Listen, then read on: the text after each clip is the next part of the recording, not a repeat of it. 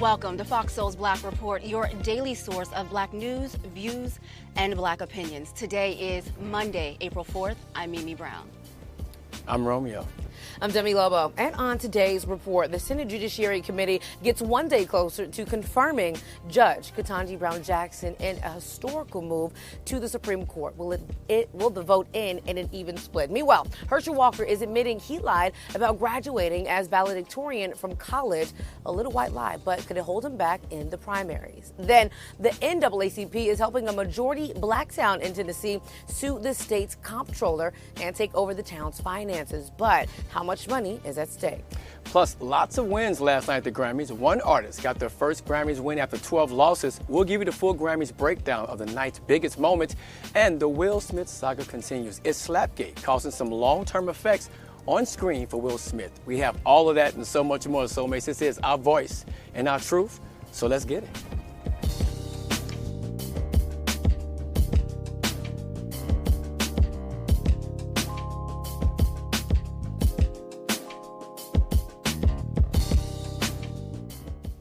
Today, the Senate Judiciary Committee will take another step toward confirming Judge Ketanji Brown Jackson to the Supreme Court. The committee is voting on Biden's nominee today. That vote is expected to end in a tie with an even split of Democrats and Republicans. Democratic leaders will then call for a full Senate vote later this week. Meanwhile, Minority Leader Mitch McConnell is pressing his members to vote against Jackson's confirmation.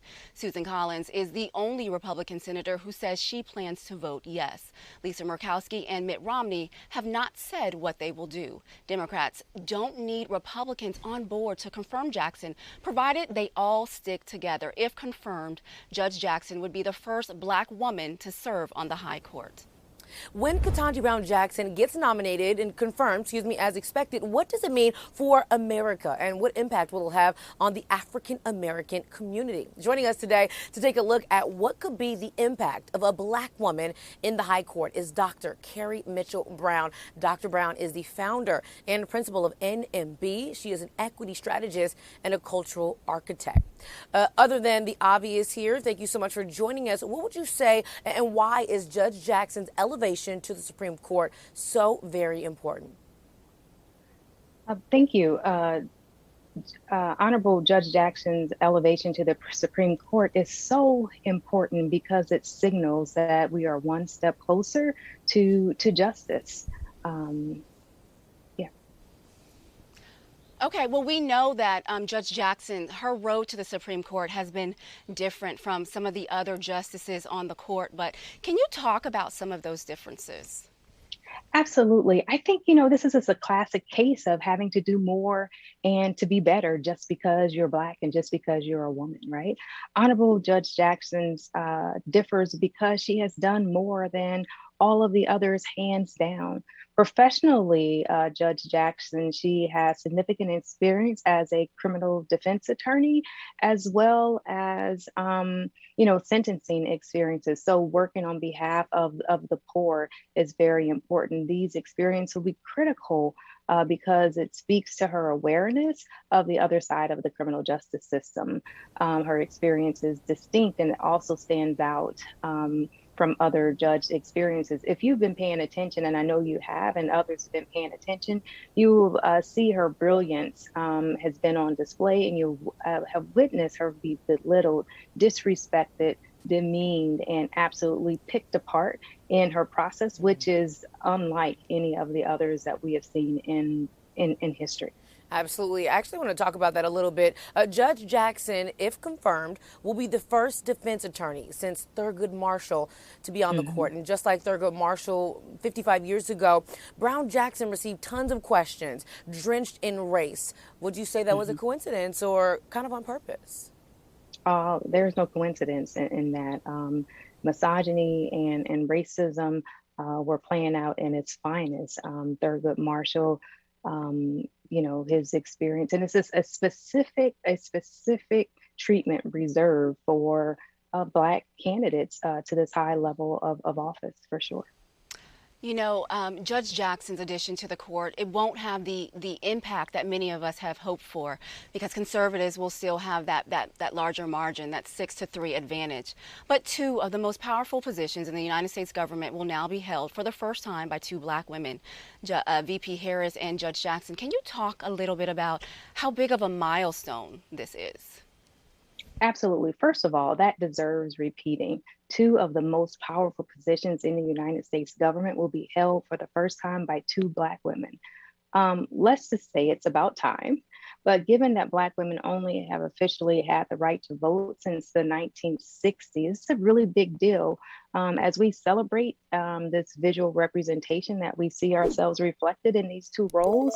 And the hope is that we see shifts in the conventional wisdoms about the belief in Black women and Black women's leadership, not just in this moment, but sort of long term, and about this moving us closer to a multiracial democracy. As Black women, we share in our pride in this moment of both the confirmation processes and the hearings for both Kamala Harris and Honorable Jackson. But the public dehumiliation and harassment that they both had to endure in these processes, it's just heartbreaking. Heartbreaking, to say the least. Now, she also was attacked during the confirmation hearings, but Cory Booker, I'm sure you got a chance to see, he came to her defense with a beautiful, so passionate speech about how important she is to us in the community. I personally was moved. What did you think of his speech? It was so powerful. It was very powerful to witness Booker's impassioned speech. And it should be a lesson for others.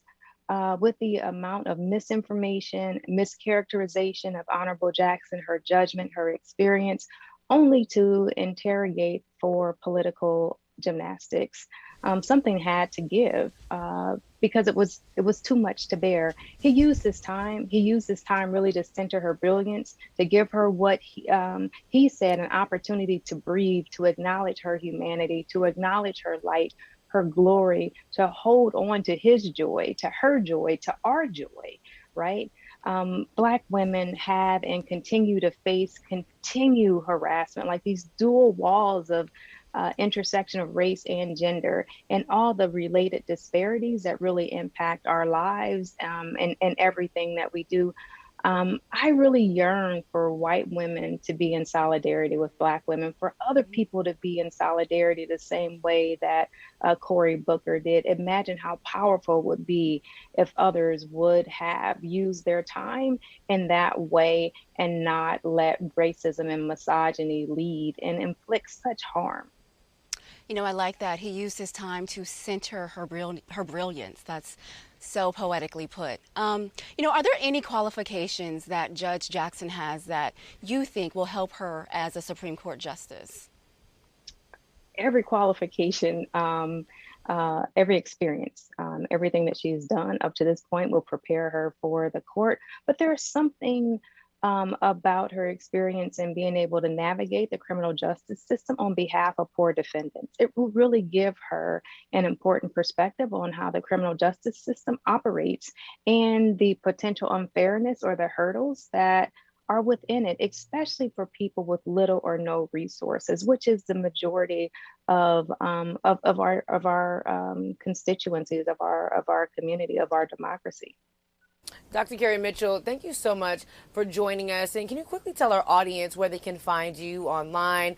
You've been a wealth of information today. Absolutely. You can find me at Dr. Carrie M. Brown on all social media channels and directly at my website, carriemitchellbrown.com. Thank you so much. We definitely look forward to having you back. Thank you. We definitely do. 30 years ago, the Democratic Party was still relatively strong in southern states like Arkansas, but in the last decade and a half, the party has been weakened, but it isn't stopping the Black Democratic candidate in the Razorback state. Chris Jones is a Baptist minister and a nuclear engineer running in a state that is only 16% Black, a state Donald Trump won by 62% in 2020, but Black Democrats in the South think they have a chance to win statewide races there and other places. People like Jones say if they can get Black, Latinos, and young people to get to the polls, they have a chance to win in the red state. Jones will have a tough time. The first thing he has to do is, in his party nomination, he has to win that. Then he will probably face Sarah Sanders. Now, Sanders is the former Trump White House press secretary and daughter of former Governor Mike Huckabee. And Herschel Walker is admitting he lied about graduating as valedictorian from his college. The Georgia GOP Senate candidate has told people for years that he graduated top 1% of his class with a bachelor's degree in criminal justice from the University of Georgia. But anyone who has followed his college and pro football career knows Walker left his junior year to join the original USFL. Now, the USFL was a rival football league to the NFL. Walker has spread the lie for years on talk radio. He even put it in his biography. If he wins the Republican primary, he'll go against current Senator Raphael Warnock. Here's an update to a story we told you about last week. The NAACP is helping a majority black town in Tennessee sue the state comptroller to take over the town's finances. Mason, Tennessee's mayor and board of aldermen are accusing Jason Mumpower of exceeding his authority and racially discriminating against the town's residents. Mumpower sent a letter to the aldermen to relinquish the town's charter. The actions come as the area is welcoming the $5.8 billion Ford car plant to the area. It's scheduled to open in 3 years. Now, the comptroller stripped city officials of all financial autonomy and can spend no more than $100,000 this year with his okay. 2 years after getting rid of a Confederate flag-themed state flag, Mississippi is about to get rid of its state song. That's right, the current song, Go Mississippi, has a tune that comes from the 1959 campaign jingle of then Democratic Governor Ross Barnett. Now, one of the lyrics of the campaign song said, "For segregation 100%, he's not a moderate like some of the gents." The Republican-controlled State House last week passed a bill that replaces the current state with another one that celebrates what the state is really known for. An Atlanta woman is demanding answers from Cobb County Police after she was put in handcuffs and held at gunpoint by cops. Cell phone video captured the incident outside a local gas station. Deandra Hawkins says she stopped to get her kids food and use the restroom when she was approached by an officer there with their guns drawn. Her 18-year-old daughter tried to interfere but was held back by cops. Hawkins says they placed her autistic son on the ground. Her attorney says they mistook her for an armed robbery suspect. Hawkins says cops told her they were looking for a tall, slim suspect with the same type of car. A black Florida man will not face criminal charges for shooting at SWAT officers during a search warrant back in February. 24-year-old Corey Mariano was arrested after firing a gunshot after Pensacola cops broke into his house at 5 a.m. Prosecutors say they dropped the case because they could not prove Mariano knew he was shooting at cops. Mariano's wife and 2 young children were in the house at the time. His 1-year-old was injured while in custody of police. The baby suffered facial injuries. The family has filed a state and federal lawsuit against Pensacola police. Georgia State University's investing reports a black professor called the cops on 2 black students who were 2 minutes late to class. A student in the school reported what happened on her TikTok page. According to Bria Blake, the students walked into the class late and were asked to leave by the professor. When they didn't leave, Blake says she left the class and returned with campus police officers who threatened to charge the students with trespassing. A university official says the officers de-escalated the situation and no arrests were made. Now, a university spokesperson told NBC News it was unusual for an instructor to call campus police for such lateness. Look, we're talking about college. We're not talking about high school. We're not talking about grade school. Here's a situation where these kids, they do pay for class. And if you read deeper into the story, you can see where it could have been a retaliation for something that happened early in the semester. But here's a chance for a professor to lead by example.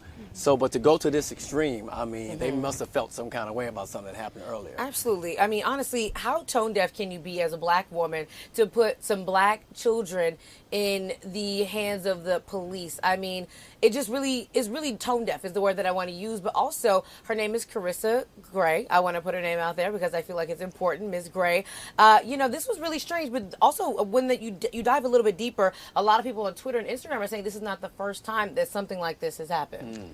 No, you're absolutely right, Demi. Not only is this, just unnecessary, it's dangerous. It is, it's weaponizing the police, right, for tardiness. I just think it has no place in school. There's some other way that you can go around this. You did not have to call the police. I read a little deeper, and they said that there was a man and a woman, and they were crying, you know, because they didn't know what was going to happen to them. This teacher literally called the police. One of the woman was forcibly removed from class. Her items were taken with her, and she went to go get help.